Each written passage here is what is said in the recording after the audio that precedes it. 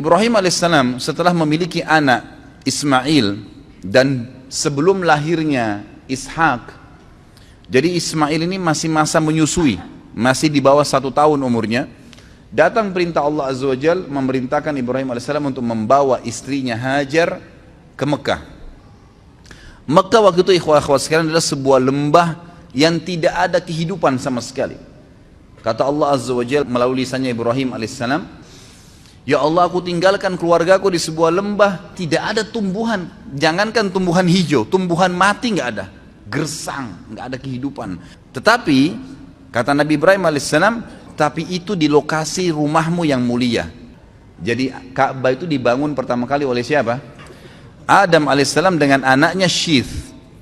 Kemudian pada saat terjadi banjir besar, kiamat kecil di zaman Nuh alaihissalam, termasuk Ka'bah hancur pada saat itu, tinggal pondasinya. Pondasi Ka'bah ini disebutkan dalam Al-Quran namanya Bakkah.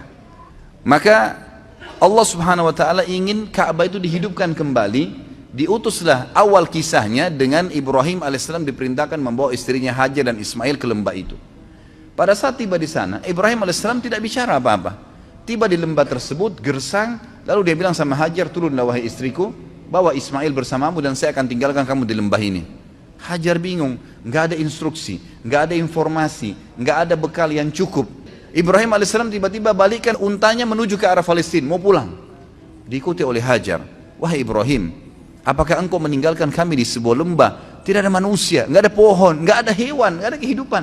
Ibrahim alaihissalam cuma bisa netesin air mata, tetap jalan. Diikuti lagi, ya Ibrahim, apakah kau tinggalkan kami di lembah, tidak ada kehidupan, nggak ada manusia, nggak ada batu, nggak ada air, nggak ada pohon, nggak ada hewan. Ibrahim alaihissalam tetap jalan menangis. Yang ketiga kali Hajar bilang lagi, wahai Ibrahim, apakah kau tega membiarkan kami begini dan seterusnya. Tetap saja Ibrahim alaihissalam jalan. Maka Hajar akhirnya Allah SWT berikan ilham dalam hatinya dan bertanya begini, apakah Allah yang perintahkan kamu seperti ini? Maka Ibrahim alaihissalam tidak nyaut apa-apa, cuma nganggungin kepala. Iya, artinya ini memang diperintahkan oleh Allah. Maka jawaban Hajar dengan sangat jelas, kalau begitu tidak mungkin Allah itu membiarkan kami mati. Udah pergi aja Ibrahim, nggak apa-apa. Ibrahim alaihissalam pun pulang ke Palestina. Di tengah jalan dia berdoa, ya Allah, aku telah meninggalkan keluargaku di sebuah lembah, tidak ada kehidupan, tidak ada pohon, tidak ada air, tidak ada manusia, tidak ada hewan. Tapi di tempat rumahmu yang mulia Allah, agar dia mendirikan sholat sebagaimana engkau telah perintahkan ya Allah. Maka tolong utuslah kepada mereka orang-orang yang bisa tinggal mendampingi mereka. Karena perintah Allah kepada Ibrahim alaihissalam, tinggalkan istrimu di sana Hajar sama Ismail, pulang ke Palestina. Nggak ada tugasmu tinggal di Mekah. Kita kembali ke Hajar alaihissalam. Hajar waktu itu merasa prihatin setelah Ibrahim alaihissalam sudah tidak kelihatan lagi di jauh padang pasir sana. Teriknya matahari di siang hari luar biasa panas. Air yang diminum tinggal sedikit. Ismail juga butuh minuman. Hajar merasa sebelum malam tiba kesempatan, coba cari sesuatu di situ, ada kehidupan, ada pohon, ada manusia kah? Yang paling dekat dengan Hajar waktu itu ada 2 bukit namanya Safa dan Marwah. Hajar naik ke atas bukit Safa. Kita tahu kalau panas matahari yang sangat terik, ada fata morgana, ada kesannya kayak kelihatan air padahal sebenarnya tidak, karena pantulan dari cahaya matahari. Dia naik di Safa, dia lihat ke gunung Marwah, ada air di sana.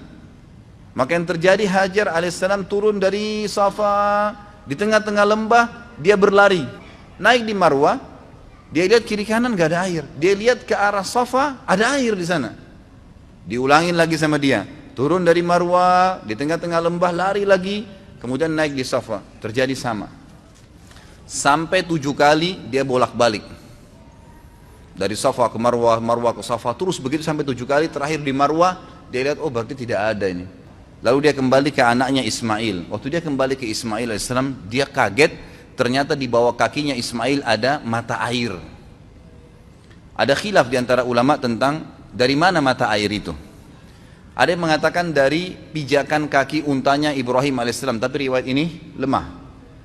Ada yang mengatakan memang dari sentakan kaki Ismail waktu lagi menangis, itu juga lemah. Yang paling kuat adalah Allah SWT mengirim Jibril dan mengepakkan sayapnya, lalu keluarlah mata air tersebut.